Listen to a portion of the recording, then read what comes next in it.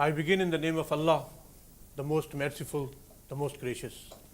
Bismillahir Rahmanir Rahim. Allahumma salli ala Muhammadin wa alayhi Muhammad.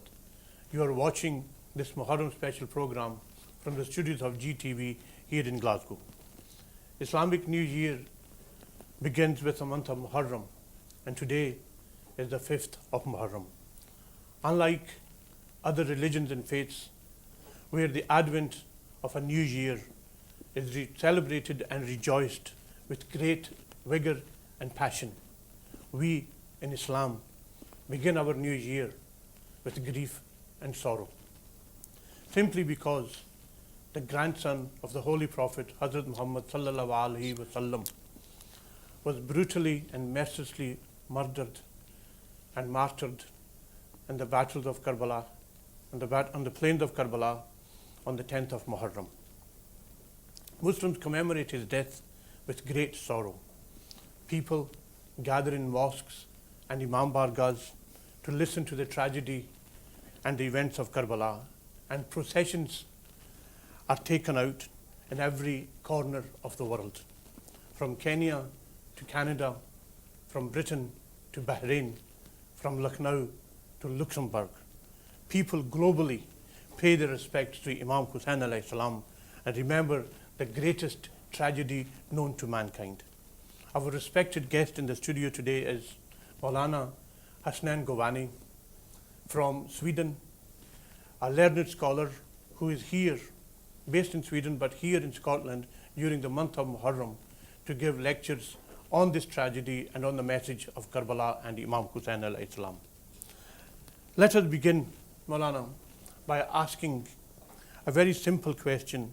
Can you give us a concise, a brief introduction to and a reminder to the tragedy of Karbala and who indeed is Imam Hussain alayhi salam? Bismillahir Rahmanir Rahim. Thank you for having me. It's an honor to be here. As far as who Imam Hussain salawatullah wasalamu alayhi is, he is the grandson of the Prophet Muhammad sallallahu alayhi wa alihi wasallam. He is the son of Lady Fatima and Amir al-Mu'mineen Ali ibn Abi Talib salawatullah wasalamu alayhima, and the brother of Imam Hassan salawatullah wasalamu alayhi. And the Prophet said about Hassan and Hussain that they are the shababu ahl al-Jannah. This hadith is accepted by all Muslims, which means that inshallah when we enter paradise, then our leaders will be Hassan and Hussain. Although then there is an addition to that hadith saying that وَأَبُوهُمَا خَيْرٌ مِّنْهُمَا, or saying that وَأُمُّهُمَا, that Fatima al-Zahra is Sayyidatu Nisa. So we have that they are the leaders, but their father and the mother are better than them. Bayhal, this is their position. Imam Hussain was very much loved by the Prophet.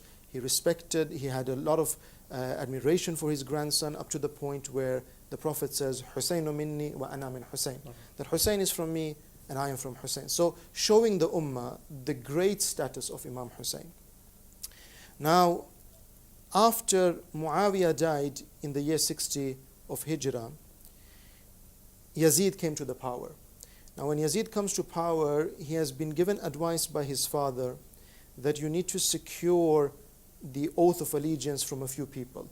And these personalities were themselves in certain cases Sahaba or child Sahabas or children of Sahaba, amongst them Abu Abdullah al-Hussein. So the letter comes to Walid bin Utbah, who is the governor of the Umayyad clan in Medina. He calls on Abu Abdullah saying that this letter has come from Yazid asking you to pledge the oath of allegiance. And to cut the story very short, Imam Hussain refuses. So when I say Abu Abdullah, that's a laqab, that's a title we have for Imam Hussain. So he refuses to give the oath of allegiance. This then leads to him leaving Medina because there's a threat on his life. Can I ask you, why was it deemed so necessary and important to seek an oath of allegiance from Imam Hussain alayhi salam? Right. So Imam Hussain, as we said, was not only, he was a Sahabi himself. He was a companion of the Prophet. Added to that, he was a child, a son of a great Sahaba, or Sahabi, and the child of a great Sahabiya. So when we say Sahaba, this means companion. Yeah. So he was very much respected in the community. Added to that, he's the grandson of Rasulullah. Now, if Yazid, and we know what Imam Hussein said to Walid bin Utbah was, that Yazid is a man who is given to drunkenness. He uses alcohol. He doesn't respect the laws of mahramiyah in Islam. He kills innocent people. He oppresses innocent people. So given the personality of Yazid, now if Imam Hussein gives his hand in bay'ah to Yazid, in our language, what it means is that Imam Hussein is saying that, look, whatever you say, not only do I accept it, but I approve it. Yeah. And that's a very dangerous thing to do. So Imam Hussein, because now Yazid is in a position where he calls himself the Khalifa of the Muslims, the Khalifa of Rasulullah. He is the ruler of the Muslims. He can actually, at this point, change the laws of Islam. Yeah. Change the meaning of Islam, change the spirit of Islam. If Imam Hussein gives his hand in bay'ah to Yazid, he says, whatever change you want to do, I have approved. Okay. If he doesn't give his hand in bay'ah, what he's saying is that whatever you do, I am opposing you. So that's why Yazid was so adamant that he wanted the bay'ah. So Imam Hussein alayhi salam clearly had the option and the right or the choice to approve and just get along with his Absolutely, life. absolutely. And what we have is that some of the companions or some of the tabi'een, those who were children of companions, they actually came to Imam Hussein and they tried to convince him that, leave this matter, don't insist, give him bay'ah, or at least don't be so adamant in your issue or this and so forth and so on. But Imam Hussein saw things from a different light. And what we have from the hadith, which again is muttafiq alayh, meaning both all sects of Islam, of the Muslims accept it, is that the Prophet had already foretold to the ummah, or at least to the family, that a day will come when Abu Abdullah will be killed by his own ummah. So Imam Hussein was very much aware of that, yes, this, what I'm going to do now, refusing to give bay'ah, and bay'ah means oath of allegiance. If I refuse to give this bay'ah, I will have to suffer. There will be consequences. This was very much known, and the community knew it as well, or at least the elect of the community knew that. So basically, what led to the actual events of Karbala that we commemorate his death today? Along with the fact that people, I believe, of Kufa had written many thousands of letters Right. to Imam Hussein, Right. objecting to the Khilafat of Yazid Right. bin Muawiyah. Right. Can you elaborate on that? So Imam Hussein, we have to remember that his life is being threatened in Medina. So he makes a move, he takes his family with him, and this is a great thing to remember, that Imam Hussein doesn't go with soldiers, he goes with his family, wives, children, or at least one of the wives, with children, sisters. He takes them along with himself. They go to Mecca. Why Mecca? Because Mecca is supposed to be a safe haven. No Muslim can be killed there, or no one can actually be killed there. It's a place where even you find your enemy there, you have to leave them be. It is a sanctuary. So he goes to Mecca. Now people in Kufa, as you say, they write letters to Abu Abdullah because they have now, the news has reached them that Imam Hussein has refused to give bay'ah. Yazid was naturally based in Yazid was in Damascus. Right? But he was the ruler of the whole Muslim empire. So he's based in Damascus, and the people of Kufa, they feel that, look, we have endured 20 years with Muawiyah, and now he's put Yazid on our heads. And this Yazid fellow, we've seen his nature. We don't want him. So they wrote letters to Imam Hussein, and so did other people as well. So Imam Hussein now, who is in Mecca, he says that, look, let me see if the people of Kufa, if they can be trusted or not. If I go to Kufa, I'm bringing my whole family, they want me to be their leader, can I trust them or not? So he sends his cousin, Muslim ibn Aqil. Muslim ibn Aqil comes to Kufa. The governor in Kufa, meaning the one who is governing Kufa on behest of Bani Umayyah, at that point is Nu'man bin Bashir, a very weak person. And so people, they ignore Nu'man and they give the oath of allegiance to Imam Hussein through the hands or through the medium of Muslim bin Aqil. Muslim bin Aqil, seeing that thousands of people are now giving the oath of allegiance to Abu Abdullah, he writes a letter to Imam Hussein saying, come, it's ready. Now, this was prior to the month of Muharram. This is now, yes, exactly. So this is prior to the month of Muharram. In the month of Dhul Hijjah, which is just before the month of Muharram, on the 8th, when the people are of, so when we go for Hajj, on the 8th of Dhul Hijjah, we wear our ihram and we start moving towards Mina, and from Mina to Arafah. Muslim bin Aqil being the cousin and the ambassador of Imam Hussein. Of Imam Hussein. He is in Kufa. Imam Hussein is in Mecca. Imam Hussein leaves Mecca on the 8th of Dhul Hijjah, on the day when people are moving towards Arafah. So this is also something very important to remember, because as Imam Hussein is leaving on the day that Hajj is starting, this is a message for the Ummah that, look, the grandson of Rasulullah, who should be the first one to do on Hajj, leading the people on Hajj, this year he's not joining the Hujjaj. This year, as the Hujjaj are going towards Mina, he's taking a different route. So he converted his Hajj to an Umrah. He converted his Hajj to Umrah, and he abandoned the Hajj. And this is not a small matter. Sure. At the same time, Yazid has sent Ubaidullah ibn Ziyad to Kufa. Ubaidullah ibn Ziyad was the governor of Basra. He now comes to Kufa. He takes power in Kufa.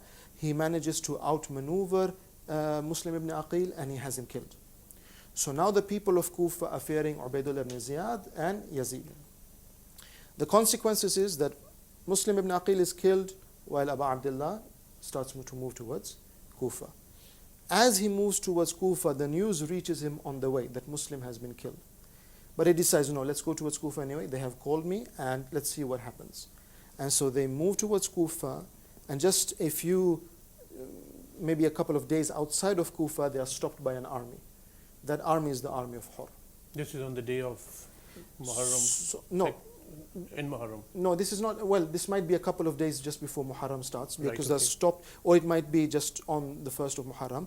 But Hur tells them that, look, I have been commanded by Ubaidullah. So he comes with a small army, an army of 1,000 soldiers. He says, I've been commanded by Ubaidullah not to let you enter Kufa. So he says, fine, then let me go back. So Abu Abdullah says, I'll go back to Hijaz, Hijaz being the area where Mecca and Medina is. So he says, no, you're not allowed to do that either. You have to stop here. So Imam Hussein says, I'll not do that. If you're not allowing me to go back, no to Kufa, let's take a different route. And so they continue on a different route until they end up in Karbala. Now, they end up in Karbala on the 2nd of Muharram. So I don't know exactly how much the time distance is between their stop the first time and 2nd of Muharram. But on the 2nd of Muharram, they reach Karbala. Abu Abdullah says, here, we will put our camp. And Imam Hussein actually buys the land from the people who reside there. Well, no, we in Scotland are in our 4th generation of immigrants from the Muslim world, or indeed from Pakistan. Right. I am asking these questions in a very simple manner so that the youngest of our viewers can learn the basics of the message of Imam Hussain al-Salam. So can I ask you to narrate those 10 days from the moment that Imam Hussain al-Salam entered Karbala to the time of 10th of Muharram, the Ashura as we call it. Can you narrate that so that people of our 4th generation who do not perhaps, or majority of them do not even speak Punjabi or Urdu, they can perhaps learn the basics of that? Right. So as we said, Abu Abdullah, when he reaches Karbala, he buys the land. As he has bought the land, now he puts his camp there. He wants to put the camp next to the riverside. There's a small river running off, Euphrates, or a side or a branch of Euphrates. Naturally, to get supply of water. Right, that exactly, would be because they're in the desert. A logical thing. Right, but they are stopped. They're not allowed to do that. So they are actually made to make camp a bit further away from the water. Although for a few days they have access to the water, and on the 7th even the water supplies are cut off. So after the 7th now they have to economize with whatever water they had. In addition to that, Ubaidullah is sending reinforcements from Kufa. So the army that was originally 1,000 grows. The lowest number that we find in the hadith, or in the riwayats, in the narrations, is that the army of Ubaidullah was 4,000 soldiers. The highest number that I have seen is 30,000. So we have kill one man. To kill one. Well, no, actually, to get the bay'ah from one man. Yeah. Their primary purpose was to get the bay'ah, right? But if not failing to do so, Yeah. then kill him. So that's the option they were left with. And a commander was also sent for the army called Umar ibn Sa'ad. Umar ibn Sa'ad was the son of Sa'ad ibn Abi Waqqas, one of the companions of Rasulullah. So Umar ibn Sa'ad now comes there, and there are discussions going on between Umar ibn Sa'ad and Imam Hussein. So they meet at certain times, they meet at certain points, they discuss. Imam Hussein tried to convince him that, look, you shouldn't fight me, you know, there is nothing good in you for this. And Umar ibn Sa'ad makes up excuses. He says, no, you know, I have a big family, I have to cater for my family. If I leave the army, I won't have any pay. And he says, finally says that, you know, if I do this, then I have been promised the governorship of Ray. Ray is an area outside of Tehran, what is modern day Tehran.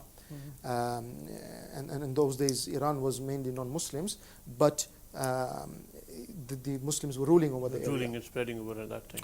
So Imam Hussein, he gives a prediction actually. He says that, look, you won't even get the barley of Ray. If you join in killing me, then you won't get anything good from this dunya. But Umar ibn Sa'ad refuses to listen. He then, on the 9th, he wants the battle to begin. On the 9th of Muharram, he gives, they start to cry for the battle, they start to blow the horns for the battle, and Imam Hussein sends Abbas, his younger brother, to speak with He was the standard bearer yes, Al-Abbas was the standard bearer and the commander-in-chief of the army. So he goes and speaks with Umar ibn Sa'ad. Umar ibn Sa'ad, he discusses with his army that, look, or with his chiefs, that Hussein has now asked us for an extra day. Should we give it or not?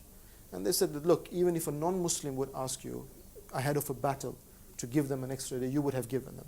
This is the grandson of Rasulullah, so give it to them. What was the reason for asking for that extra day? Right. So the reason that Imam Hussein gave immediately was that he wants to spend the night in ibadah. He said, Allah knows, God knows that Hussein loves to read his book, meaning Quran, that Hussein loves prayers and istighfar. So Abu Abdullah says, what I want to do during this night, one more night in munaja, in communication, in communion with Allah subhanahu wa ta'ala. In addition to that, the ulama, now they look at what happened on the 10th of Muharram, where Hurr and possibly even some more from the Kufan army, they actually left the army and joined Abu Abdullah. So this was, they say that Abu Abdullah also wanted to give them an opportunity to rethink their position. Is it really worth my akhirah, my afterlife? Is it really worth to get just a few grains of this world and fight against Hussein, the grandson of Rasulullah? Or should I leave that and either just leave the battlefield, as some did, or join the side of Abu Abdullah and protect him? So basically, Hurr, the commander who stopped Imam Hussein initially on the 2nd of Muharram, decided at the very last day, as they would say, the 11th hour, right, exactly, to move from the army of Yazid, yes, and came across to Imam Hussein alayhi salam. Right. So Hurr he's actually having this anxiety. In the morning of Ashura, Ashura means the 10th. Yeah. Okay, it comes from Ashura. In Arabic, Ashura is 10. Ashura is the 10th day. So on the morning of Ashura, now he's concerned. He doesn't know what to do. He hears the children crying. And in that morning, a couple of companions of Abu Abdullah have come out to deliver sermons, reminding the army with Ubaidullah, or with Umar ibn Sa'ad, that, look, the person you're trying to kill is the grandson of Rasulullah. Do you really consider it to be legal for you to shed his blood? Or saying that, look, the person you are refusing to give water, this person is the grandson of Rasulullah. You have swines, drinking from that water. You have dogs swimming in that water. Yet the grandson of Rasulullah, you're refusing him to drink from that water. And all of this has a tremendous effect on the personality of Hurr. And so he says, finally, he says, I cannot do this, I will leave. And rather, he could have taken the easy way out. The easy way out would have been either to stay in the army or just leave the battlefield, desert the battlefield. But he says, no, in this situation, I have recognized that Hussein is on the truth, and he joins the path of Abu Abdullah. 1400 years on, naturally the death of Imam Hussein alayhi salam is commemorated throughout the world, as I said earlier, with great passion, grief and sorrow. Right. And obviously the martyrdom of Imam himself and his family took place on the day of Ashur, Right. on the 10th. Can you narrate the events from the morning of the 10th of Muharram till perhaps towards Sham-e Ghariba? Right. As I said, we are basically trying to put this knowledge into our fourth generation. Right. So if you can just go through that. Right. So it's very difficult to narrate the events of Ashura while keeping your composure. It's very difficult. But if you try to be very brief about it, what happens is that once Suhur has joined the army of Hussein and probably some other people from the Kufan army, the battle starts, and there seems to be so normally what you would have in the Arab world, that you would have the champions coming out from each side. But there seems to be a general skirmish against the army of Hussein. So at the first instance, Can I just stop you? When we say the army of Hussein, he naturally had a handful of people. Can you elaborate on that? What was the army comprising of? So the army that, when we say the army of Hussein, thank you, that's a very good question. So we said the opposing side, there were between 4,000 to 30,000. Yeah. Imam Hussein has brought with him, and because they didn't, when they left Mecca, or Medina, they didn't leave for fighting. That was not their purpose. So in addition to the women and children who are there, there's a mixed group of people, mixed group of men mostly, ranging from the ages of 13, 14, up to maybe 80, 90, something like that, all mixed group. Total number we find in the narrations 72, up to around 100, 120, at most 120, not more than that. And some say that, yes, the original there was 72. You add to that Bani Hashim, that becomes a bit more. You add to that the people who left from Kufa, the Kufan army, and joined Imam Hussein, and you end up somewhere around 100. So between 70 and 100, something around there. So it's a very small group. And as you said, some of them are children. And we'll come to that, but on the day when we count the 72 martyrs, one of them is actually the 6-month-old son of Abu Abdullah. So now there's a general skirmish in the morning where many of the companions are killed in that first skirmish. There seems to be first an agreement then that we will have one-to-one battles. So Abu Abdullah's soldiers, they leave one-to-one, but after a while they are surrounded. Someone from the Kufans who joined in the killing of Hussein was addressed by someone later on. And he was said that, woe to you, how could you kill Imam Hussein and his Sahaba, his Ansars, his helpers? And he said that, woe to you, you do not know what we faced on that day. He says, although they were thirsty, although they were hungry, although they were just a small group, they defended themselves like angry lions. Had you been there, you would have known what power they had, what might they showed towards us. So these people were really people who they've left all hope for the world. Now amongst them you find people like Wahab al-Kalbi. Wahab al-Kalbi was a Christian man. He had met Imam Hussein on the way to Karbala. He joined the army of Imam Hussein. He was newlywed. On the day of Ashura, he wants to go out to the battlefield. As he wants to go out, his wife says that, look, I don't want you to go. They're newlywed. Then she says, look, if you insist on going, take me first to Abu Abdullah. I want to speak with you. So they go to Imam Hussein, both of them. She says, look, when I am left as a widow, my husband dies, he'll go to paradise. I know that. Although they're Christians, he says, I know. If he dies with you, he'll go to paradise. I want you to promise that I'll be with him in paradise. So Imam Hussein says, I promise you that. This is the wife of a Christian. Of a Christian man who's joined Imam Hussein. Yeah. So this shows that the love of Ahlul Bayt and the love of the religion of Muhammad sallallahu alaihi wasallam is not restricted to Muslims. yeah. You know, people fall in love with his personalities. The second thing she says that, look, after Wahab, I have no one to take care of me. So whatever happens to your women folk, allow me to be with them. Okay. Now this, you know, Imam Hussein, he doesn't know what to answer, but he says, fine, I'll promise you that. What happens then is Wahab al-Kalbi goes out and fights. When Wahab is fighting, after a while, his wife comes out. And she's encouraging him, fight, protect Hussein. And he says, just now you were stopping me, now you want me to keep on fighting. And she says, you know what, Hussein was in the camp and he said, Hal min nasirin yansuruna? And that broke my heart. Is there anyone who can come to our aid? And she says, now I want you to protect him. I want you to sacrifice your life. And when Wahab is killed, his wife sits over his body and cries. And Shimr, who later on is the killer of Hussein, he tells Rustam, who is his servant, take a spear and go kill the wife of Wahab. So the wife of Wahab is killed there as well. So the dua she made to be joined with her husband is fulfilled immediately. So you're saying that the grandson of the Holy Prophet, Hazrat Muhammad sallallahu alaihi wasallam, is standing alone in Karbala and asking, is there anyone? So yes, so several times during the day, he's making this plea.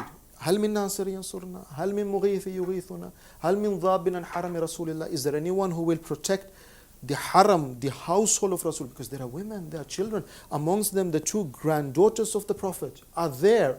And Imam Hussein is constantly saying, is there anyone who will help us? Is there anyone? And this cry, of course, goes out to us as well. It's not only for that time. Yeah. We have to respond to that cry.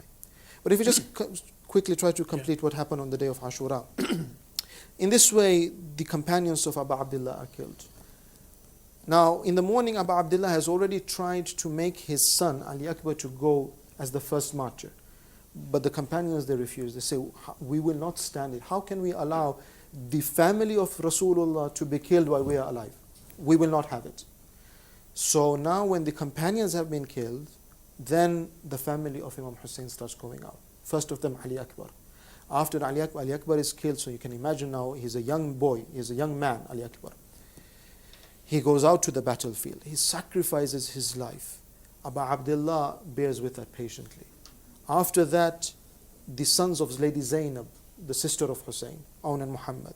After them, Qasim, the son of Imam Hassan, who became a yatim at almost two years of age or something like that. So Imam Hussein is the one who's brought him up, who's taught him everything he knows.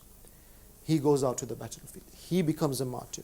Imam Hussein bears with all of this he bears with patiently, until even his brother, now his brother Abbas, he's the standard bearer. He's the one who, we need to understand what a standard bearer is. You know, in Urdu we say alamdar. Alam means the flag. Now in old times, when they used to go out in the battle, the alam, the flag, was given to the strongest man. Because the flag was the morale of the army. As long as the flag is standing, the army knows that, okay, what the center point is, and that we are still fighting. So if the commander says now to the flag bearer that we need to retreat, so the flag bearer starts retreating, and the whole army knows time to go back. That was obviously in every army, in every society. All armies, culture, yeah. in the This world. is from the Roman cultures Yeah. and so forth. That's right. So Abbas is now that standard bearer. But there comes a point on the day of Ashura when he says to Imam Hussein that now I want to go out on a single combat. I want to go out and meet its enemies. And Imam Hussein says, but you are the flag bearer. Abbas says, where is the army? Where is the army for which I am a flag bearer? He then goes out and he sacrifices his life. He tries to bring back water for the children who are thirsty. Water having been finished from the 7th of Muharram. Right, it's been We are on stopped. to the 10th now. And the children are very thirsty. And Abu Abdullah says that if you insist on going, then go and bring water to the children. So he goes, he brings the water, and the amazing thing is this Abbas, he's so loyal to Abu Abdullah that even though he has water in his hands and he's thirsty himself, he refuses to drink. As he's moving back to the camp, his arms are cut off. And then he is killed. Then Hussein takes his young child. He has a young child of 6 months. this young child's mother's milk has dried up. So they say, the women of the camp, they say, can you maybe get some water for him? So he takes the child, he approaches the army. You see, the army is constantly waiting for Hussein to give up, to say that, okay, now you killed so many, I admit, I will die, I will give you bay'ah. So they're always waiting for Abu Abdullah to come out to give bay'ah. Now they see Hussein coming and he's covered something beneath his arms. And he's covering it with his mantle. And they say, Hussein is now coming because he wants to make peace, he's carrying the Quran. Abu Abdullah comes out in the battlefield. He lifts away the mantle, the Abba. And he says, if you want to kill me, you think that I've done something wrong, fine. This child is innocent. Give the child something to drink. Umar ibn Sa'ad looks at Harmala and he looks at the army. The army is now, they are, you see, the different types of people in the army. But some of the people in the army, they say that Hussein is right. The child is innocent. Let's give some water to the child. Umar ibn Sa'ad, he fears that if Hussein drinks of the water, then they're lost. So he tells Harmala, who is an archman, to take out your arrow and shoot the child. And the child is shot in the neck. Abu Abdullah goes back to the camp. He buries the child.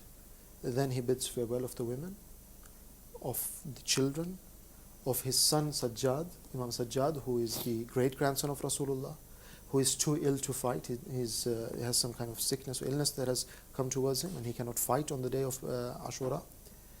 He says farewell to everyone and then he goes out to the battlefield. In the battlefield, he fights bravely, valiantly, but finally they overpower him. He falls to the ground. For a while, the army of Umar ibn Sa'ad, they don't dare to do anything. They just circle around him. And the horse of Abu Abdullah is protecting Hussein. Finally, they start attacking, they start throwing stones and the horse, arrows. what we know as Zuljana. The name is famously known as Zuljana. The horse then rubs his forehead onto the body of Abu Abdullah and starts running back towards the camp. The children and the women, they hear the horse coming, and when they hear the horse coming, they think Hussein is coming back. So they rush out. But they find the horse is coming empty. There's no rider on the horse. And so they start moving towards the battlefield. At the same time, Lady Zainab is standing on a small mountain. When she's standing on the small mountain, she addresses Umar ibn Sa'ad. She says, will you watch on while Hussein is being killed? The grandson of Rasulullah is being killed. Umar ibn Sa'ad looks at the army. Who will kill him? No one has because this is the grandson of Rasulullah. And although they are all there for the same purpose, they yet feel that if I kill the grandson of Rasulullah, what will happen to my akhirah? Shimr comes forth. This cursed man, this wretched man.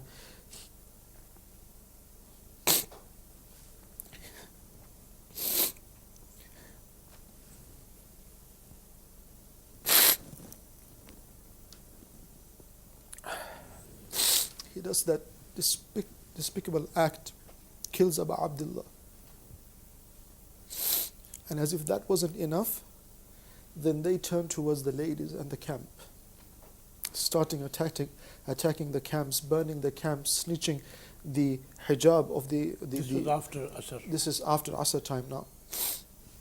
Snatching the hijab of them, taking everything away from them, stealing their property, stealing earrings from the young girls.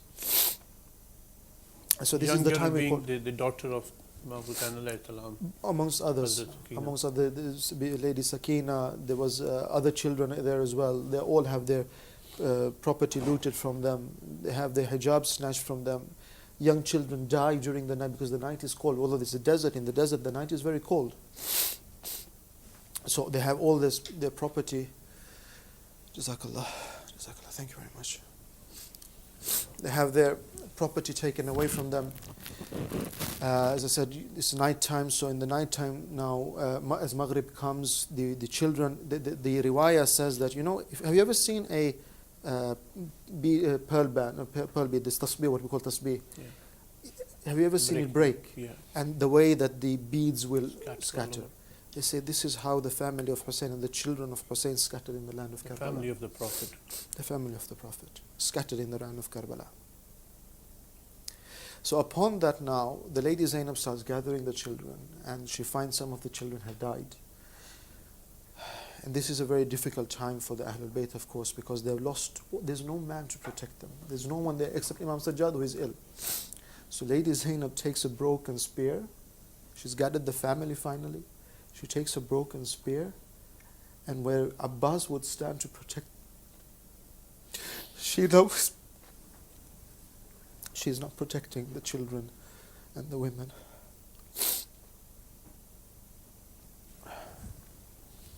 And obviously darkness has befallen Karbala at that time. At that time, darkness has fallen. They have no light. They have no tents. They are totally left to the coldness of nature. And the you know, in the desert, it becomes very cold during. So the daytime is very hot, but the nighttime is very cold, and they have to endure all of those hardships as well. You call this night the night of Sham-e-Ghariba, Right. the night of the poor. Right. So the word gharib, it's interesting. The word gharib in Arabic means stranger, whereas in Urdu it means poor, person who is poor. And in that night, I think both meanings are suitable. They were strangers. They had no one. No one was caring for them, and they were poor. They had nothing. Nothing at all. Everything was taken away, and not just materially. Everything was taken away. All security, all care, love, everyone who used to protect them, everyone is gone. We know that on that particular night, the night of Sham-e-Ghariba, lights are often dimmed or switched off for a short while when you are reciting or narrating Right. the story of Sham-e-Ghariba. Why is that? Why do you do that? So this is a way to remind ourselves about the difficulties going through that night. See, we have to remember that the Prophet himself did what we call azadari in Urdu, which in Arabic is aza or ta'ziyah. The Prophet himself cried for Abu Abdullah. So it's not, some people, you know, would say it's bid'ah, it's something, an innovation in religion. No, this is what the Prophet has taught us. He loved Abu Abdullah immensely. He cried for Abu Abdullah, and he has taught us to cry for Abu Abdullah. In our tradition, we find that Amirul Mu'mineen also did the same. Lady Fatima Zahra also did the same. Imam Hassan, when he's on his deathbed, Abu Abdullah is crying, and he says, because Imam Hassan was poisoned to death, and he's throwing up his intestines, his liver and everything. And Imam Hussein is crying because he's seeing his brother going through this difficulty. And Imam Hassan looks at Imam Hussein and he says, La yawmaka yawmaka Abu Abdullah. Yes, this might be difficult, but there is no day like your day. So they all cried. They all did aza. And the Imams that came after, Imam Sajjad, Imam Baqir, Imam Sadiq, all of them, they used to cry as well. And they reminded us to cry.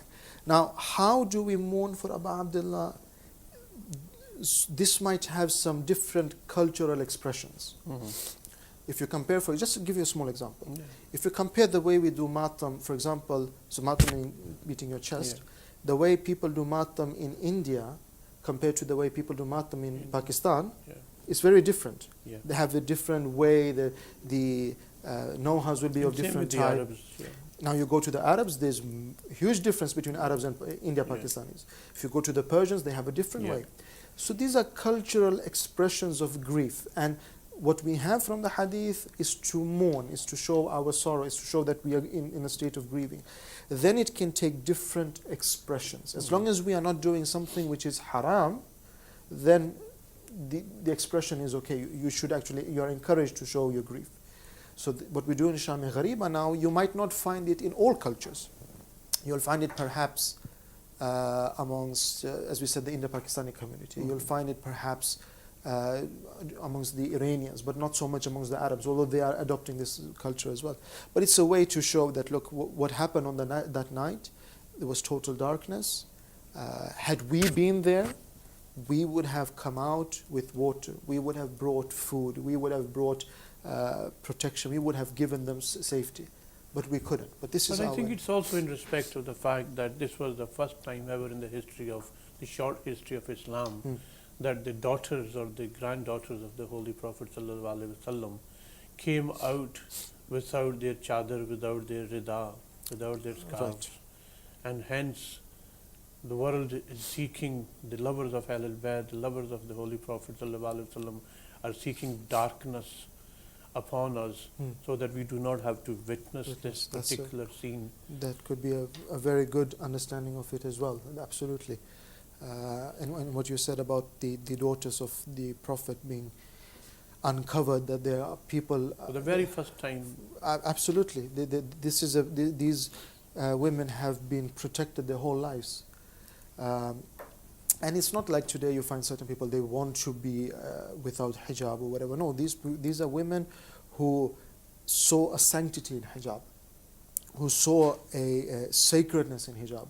And this hijab is now taken away from them. And this is, of course, and this then ensues, it doesn't stop on the night of Husham al-Ghariba. It ensues, they are taken from, on the next day, they are gathered together, they are taken then towards Kufa and presented to the court of Ubaidullah ibn Ziyad. now we're on to the aftermath of the Ashur Exactly. or the Ashura. Exactly. And so the only, Imam Sajjad being the only man who is alive, and then the women who are with them, they are all taken towards Kufa. In Kufa, and the children, small children as well. In Kufa, they are presented in front of Ubaidullah ibn Ziyad With the severed heads with the severed heads. Right. of So what? the Right. So all what they did with the martyrs. bodies is that they severed the heads. They cut off all the heads, and put them on spears. And then they would parade through the city. And this was a way as a for sign of victory. sign of victory, but also a way of the rulers to show the people that, look, do not oppose us. Yeah. This is what we do to people who oppose us. So if you won't dare to oppose us, then you'll find your head on a spear as well. So Perhaps in the modern world, what Daesh are doing just now. exactly, absolutely, To tear that fear into the people. absolutely. And this is why we say that these kind of people, they don't represent the Islam of Muhammad and Al Muhammad. They represent the Islam of Bani Umayyah, because this mutilating of bodies and burning people and this and that, or drowning people, this is not the sunnah of Muhammad and Al Muhammad. This is the sunnah of Bani Umayyah. This is the sunnah of Bani Abbas, but not Muhammad and Al Muhammad. So they are presented now towards in front of Ubaidullah ibn Ziyad. Then they are taken from there to Damascus, and from Damascus, in Damascus, they are presented to Yazid, and it's a long journey, very difficult journey. It must have been a very difficult journey indeed for the woman and the children. Absolutely. How many days does it say that it took? So we know what we find in hadith, and this is a bit tricky because we find in hadith that on the day of Arba'in is 40 days after 40 days, Ashura. yeah. The army, the caravan of Abu Abdullah, the women who are left on Imam Sajjad, they return to Karbala. So now some people say that what this happens is a year later, and some say it's the same year. We don't know exactly. This is difficult. So some say that they were in Damascus for a year, then they were released, and they came back. So just for clarification, the Arba'in is basically remembered the time when Hazrat Zainab and other people Right. came back to the initial place of Karbala, Right. to the grave of Imam Hussain alayhi salam. So when they were finally released from Damascus, they move from Damascus to Karbala. So when they come to the crossroad where people who are going to Hijaz cut off to Hijaz, and people going to Iraq are going to Iraq, and at that point they say, we don't want to go to Hijaz immediately. First we want to go to Karbala, which is in Iraq. When they go to Iraq, they pay their respects, they do the azadari, they want to do their ziyarah. At that point, one of the companions of Rasulullah, one of those who had the longest lives of the companions of Rasulullah, called Jabir ibn Abdullah al-Ansari, he has just arrived as well. So he has just done the ziyarah of Abu Abdullah.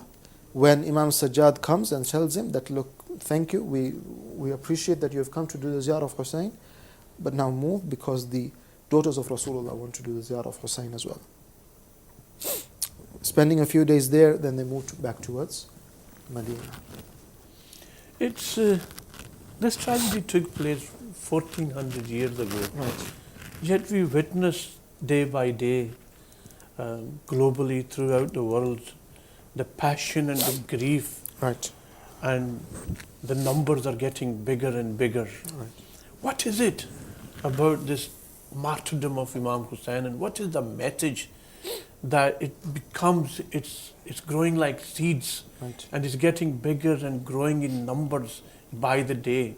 And not only is it restricted to the Muslim countries or the world, Yeah. but it's spreading from every corner, from South America to the Western Europe to Eastern Africa. Right. What is it about that?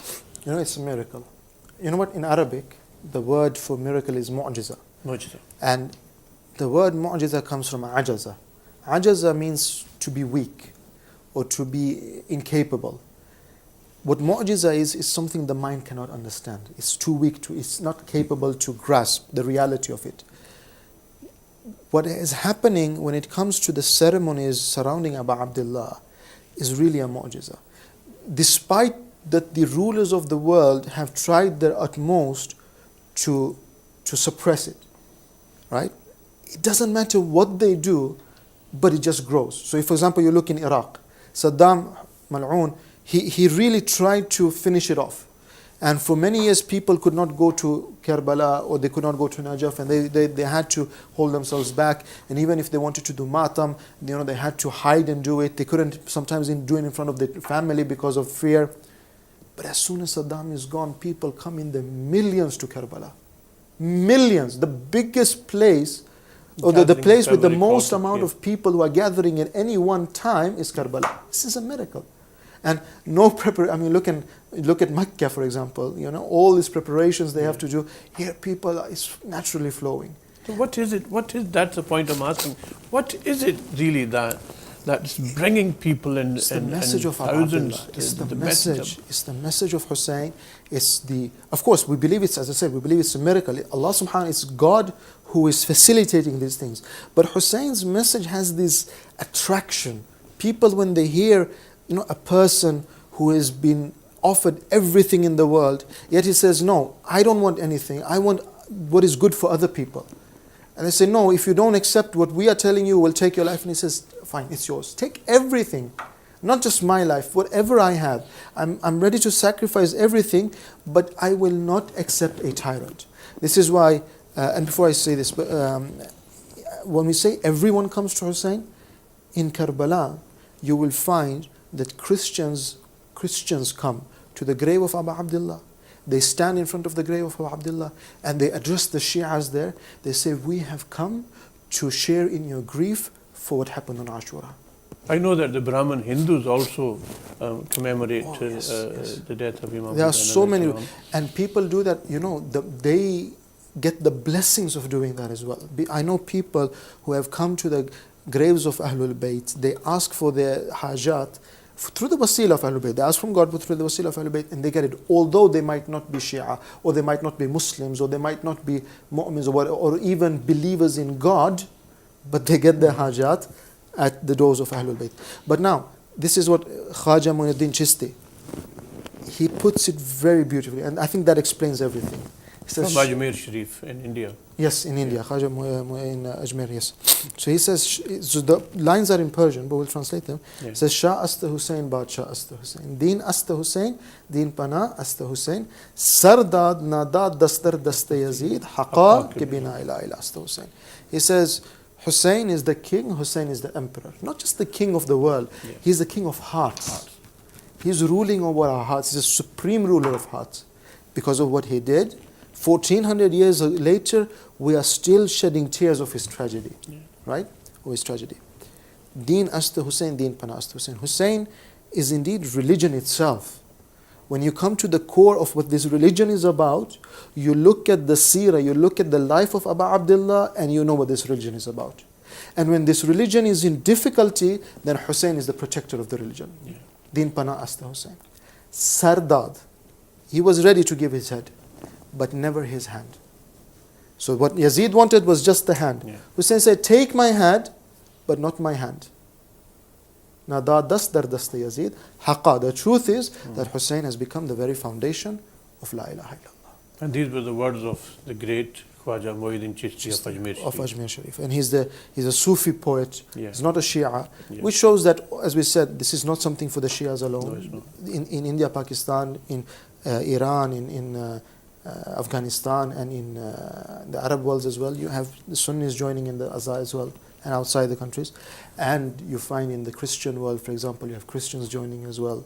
As you said, Hindus are joining as well. Not just the Hindu Brahmins, other Hindus are joining as well. They come there with full respect and love for Abu I think it Abdullah. would be wrong to say the message of Imam Hussain, but the messages that we learn from Karbala. For instance, we learn that on the last night of the Shab-e Ashura, as we call it, Imam had divided that night into 3 parts, where he's given one part of the night to his companions, he's given one part of the night to his family, and one part of the night to Ibadah. What do we learn from that? I mean, there are so many things that the family core is very, very important. Right. That even in his last few hours, he's saying, he's giving us a message of the importance of the family unity or the family love. Right. He's also telling us about the importance of the companions or the friendship. And he's also telling us, even at the last minute, how important it is Right. to. So, can you just. Well, we have many hadith telling us how to divide the day, for example, saying that you should divide the day so you have a portion of the day for ibadat, worship, you have a portion for the day for earning your income, you have a portion of the day for your family, and then you should have a portion of the day for yourself as well. These are the moral traits of Islam that, this is what Islam is about. It's about teaching us how to live good lives, not about, as we said, about what Al-Qaeda and Daesh and them are doing to kill people and maim people. And this is not what Islam is about. Islam is about teaching us to live good moral lives. And this is exactly what Abu Abdullah is doing, as you said, when he is making sure that everyone gets their due right. Let me ask you one last question that we can elaborate on. 1400 years on, we are commemorating this with such passion, vigor, grief. Hazrat Zainab has naturally Right. a role to play Right. for where we stand today. From the moment that I know of, but I would want to hear it from you, that the khutbah that she gave in the darbar of the drunken Yazid, Right. and her message afterwards. And I believe as an individual that it is because of not Imam Hussain al-Islam, because he himself was martyred, but somebody carried his message. Can you just tell us how this message was taken from that moment by Hazrat Zainab and the ladies of Islam to this day, and what the modern woman of this world today, Muslim or non-Muslim, can learn from Hazrat Zainab, knowing that the society that we live in just now is still far busy, no matter how modern we call ourselves, is far busy trying to suppress the woman and keeping them within the four walls of the house. I would say that when it comes to the lady Zainab, because what we need to understand is that if Abu Abdullah sacrificed his life on the day of Karbala, on the day of Ashura, on the plains of Karbala, then the only reason why we know about it today is because of the lady Zainab. She made it sure that the sacrifice was not in vain. So not only in Kufa she gave a sermon, not only in Damascus she gives a sermon, but everywhere on the way where she meets people, where they meet people who don't know about what's happened, she makes sure to tell them. When they come back to Medina, she has the same attitude. So really it is her efforts that starts this snowball that sooner or later becomes this huge lavine, right? But there's a movement that starts with her. And she's not just a role model for, as you said, for Muslim or non-Muslim women. She's a role model for men as well. But what we find here is a woman who is, it's very amazing, because up to the night of Ashura, what we find in the narrations is a lady who is very insecure. She doesn't want to live without her brother. She's, very anxious that she's going to lose her brother. She's very worried. She's crying. And Imam Hussein consoles her. On the 24 hours later, He actually sacrificed her 2 sons also. she sacrificed her 2 sons as well.